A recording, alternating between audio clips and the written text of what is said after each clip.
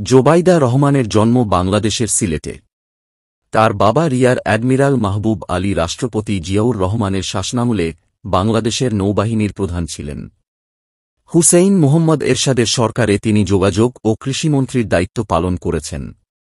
বাংলাদেশের স্বাধীনতাযুদ্ধের সর্বাধিনায়ক general MAG Osmani Zubaida রহমানের কাকা। তিনি অ্যামনেস্টি ইন্টারন্যাশনালের সাবেক সেক্রেটারি জেনারেল আইরিন খানের চাচাতো বোন।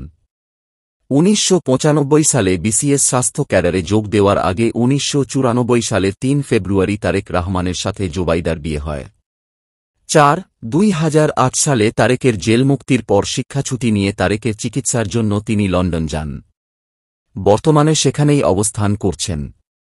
কর্মজীবন সম্পাদনা। জোবাইদা ঢাকা মেডিকেল কলেজ থেকে এমবিবিএস ডিগ্রি অর্জন করেন। পরে লন্ডনের ইম্পেরিয়াল কলেজ লন্ডন থেকে মেডিসিন বিভাগে বিদ্যায়ন করে রেকর্ড নম্বর ও স্বর্ণপদক নিয়ে এমএসসি করেছেন। তিনি চিকিৎসকদের সিভিল সার্ভিস বিসিএস পরীক্ষায় প্রথম হয়ে ১৯৯৫ সালে চিকিৎসক হিসেবে প্রজাতন্ত্রের চাকুরিতে যোগ দেন। এর ২ বছর আগে তারেকের সঙ্গে বিয়ে হয় জোবাইদার। জিয়া পরিবারের সদস্য ও বিএনপির শীর্ষ ২ নেতা দুর্নীতি মামলায় দণ্ডিত হওয়ায় জোবাইদা রহমানের দলের হাল ধরার কথা প্রচার হলেও তিনি কখনো জাতীয় সংসদ নির্বাচনে অংশগ্রহণ করেননি কিংবা প্রত্যক্ষ রাজনীতিতে তাকে দেখা যায়নি। ভিডিওটি ভালো লাগলে লাইক কমেন্ট করতে ভুলবেন না।